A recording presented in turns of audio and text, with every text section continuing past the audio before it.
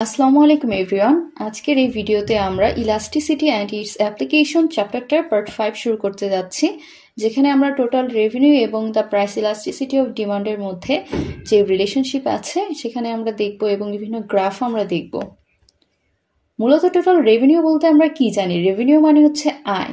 So total revenue মানে হচ্ছে মোট আয়। মোট আয় বলতে আমরা কি বুঝি? একজন বায়ার কত প্রাইসে কতগুলো কোয়ান্টিটি সেল করছে তার টোটাল যে হিসাবটা হবে সেটাই হবে হচ্ছে রেভিনিউ।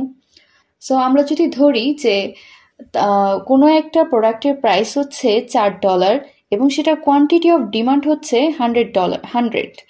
এখন আমরা সেই 4 আর 100 যদি একসাথে গুণ করি তাহলে আমরা পাই $400 এবং এই $400ই হচ্ছে টোটাল রেভিনিউ। এখন আমরা এই বিষয়টা আগেই জানতাম যে টোটাল রেভিনিউ কি, কিন্তু গ্রাফে আমরা কতটুকু অংশকে বলবো, যে কতটুকু অংশকে আমরা আইডেন্টিফাই করব যে এই অংশটুকু হচ্ছে আমাদের রেভিনিউ এর অংশ।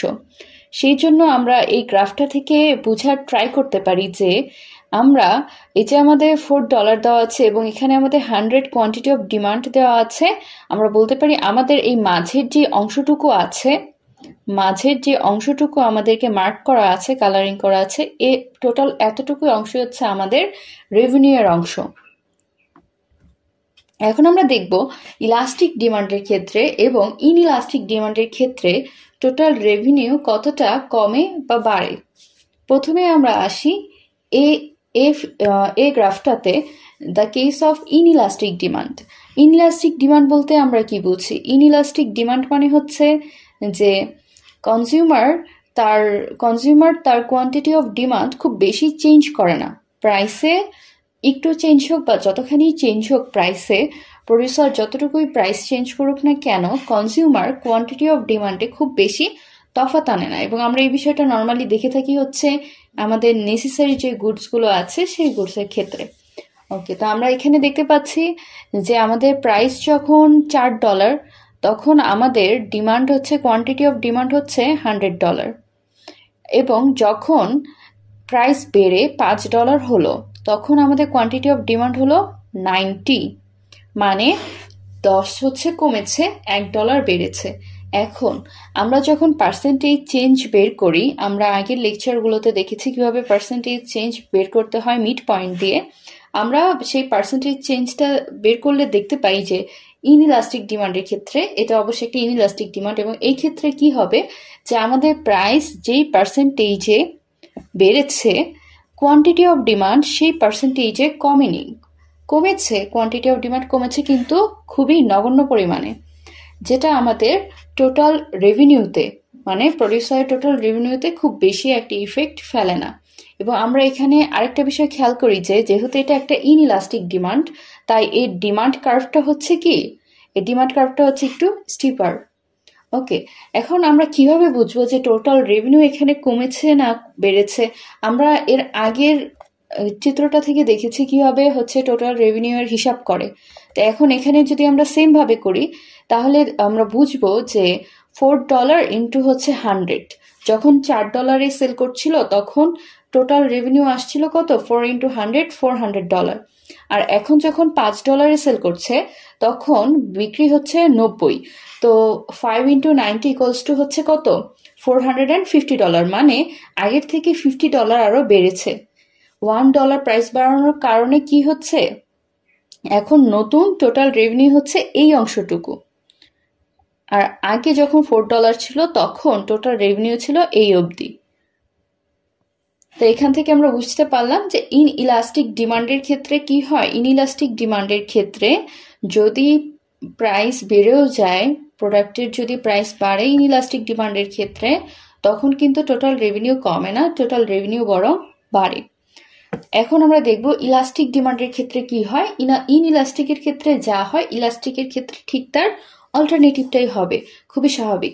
এখন আমরা ইলাস্টিক ডিমান্ডের ডিমান্ড কার্ভটার দিকে তাকাই, আমরা দেখতে পাচ্ছি ইলাস্টিক ডিমান্ডের ডিমান্ড কার্ভটা কিরকম হচ্ছে? ফ্ল্যাটার হচ্ছে।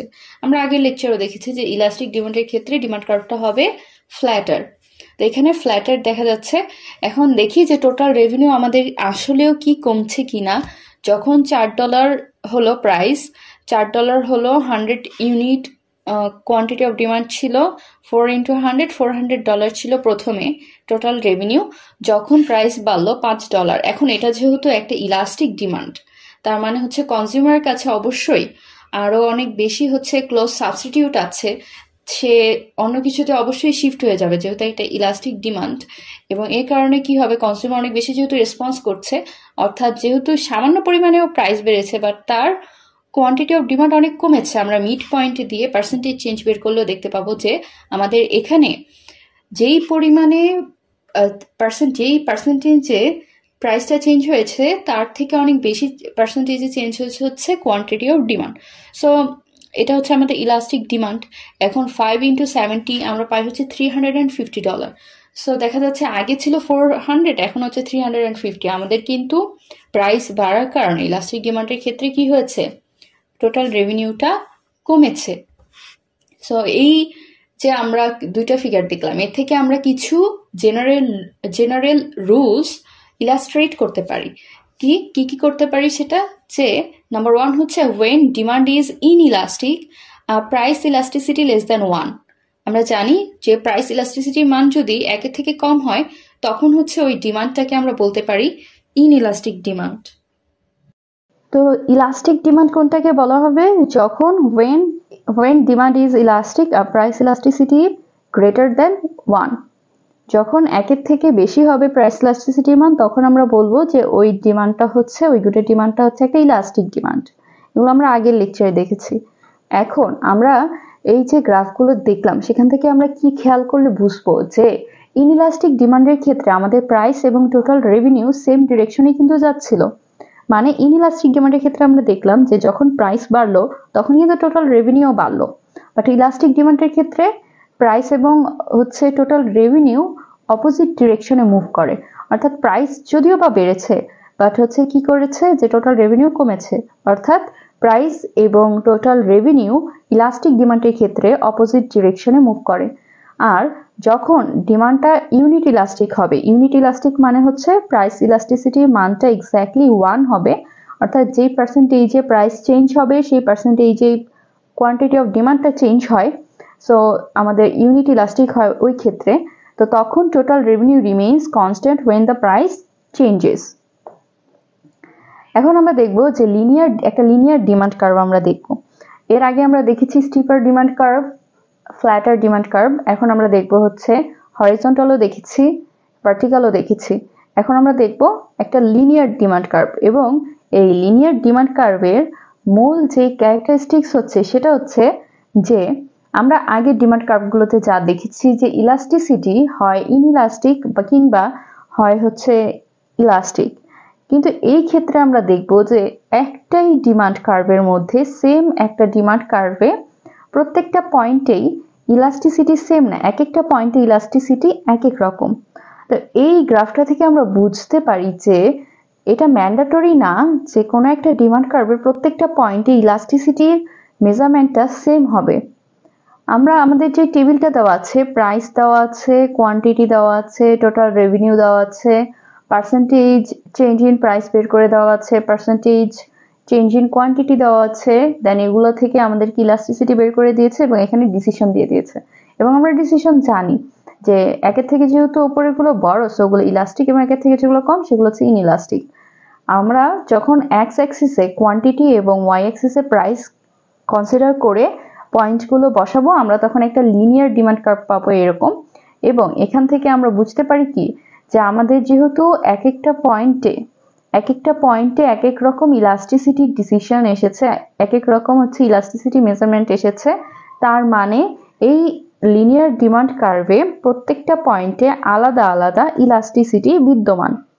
আমরা আগে যেরকম বলতাম যে এখানে ইলাস্টিক এখানে ইনইলাস্টিক, বাট আমরা দেখতে পাচ্ছি যে এই একটা ডিমান্ড কার্ভের মধ্যেই আমরা এতটুকু অংশ দেখতে পাচ্ছি কি একের ওপরে আছে ইলাস্টিসিটি, তার মানে এগুলো হচ্ছে ইলাস্টিক ডিমান্ড। আর নিচের এতটুকু অংশের মধ্যে আছে কি যে ইলাস্টিসিটি হচ্ছে একের থেকে কম, মানে হচ্ছে এগুলো ইনইলাস্টিক ডিমান্ড।